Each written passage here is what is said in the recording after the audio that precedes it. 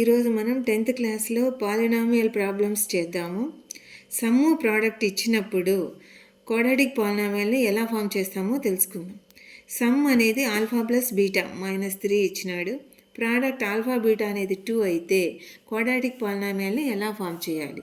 Quadratic polynomial యొక్క formula వచ్చి k into X square minus alpha plus beta into X plus alpha beta. K అలాగే రాస్తాం, X square అలాగే రాస్తాం, minus alpha plus beta ఉన్న చోట ఎంత సబ్స్టిట్యూట్ చేయాలి?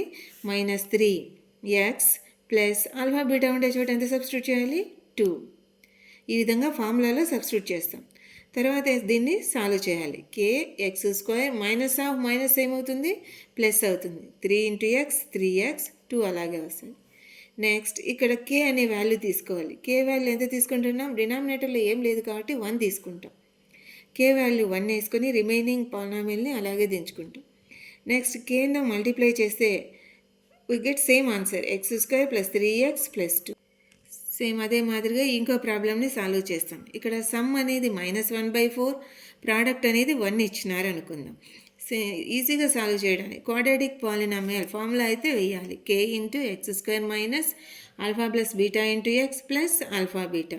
తర్వాత ఎలా ఈజీగా రాయాలి అంటే ఇచ్చిన వాటిని అలాగే రాస్తాం. -1/4, 1.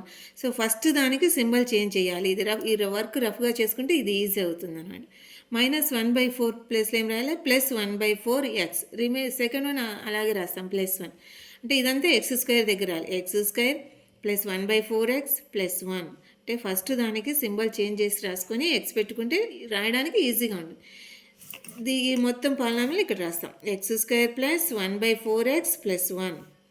ఇక్కడ డినామినేటర్లో ఏమైతే ఉందో దాన్ని కేగా తీసుకోవాలి. k = 4 తీసుకున్నాం. k ప్లేస్లో 4 రాస్తాం. Remaining X square plus 1/4x plus 1 అలాగే రాస్తాం.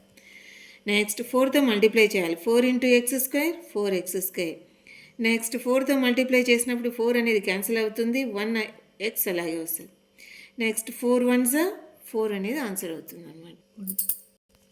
ఇప్పుడు ఈజీగా సాల్వ్ చేసే విధానం మళ్ళీ ఒకసారి ఫార్ములా ఒకసారి రాసేయాలి. ఫార్ములా తర్వాత డైరెక్ట్ ఆన్సర్ వేసేయచ్చు అనమాట. ఎక్స్ స్క్వేర్ ఫస్ట్ దాని సింబల్ చేంజ్ చేస్తే ప్లస్ 1x, సెకండ్ వన్ అలాగే వస్తుంది last one. So X square plus 1x plus 1 ఇలా డైరెక్ట్గా రాసేయచ్చు.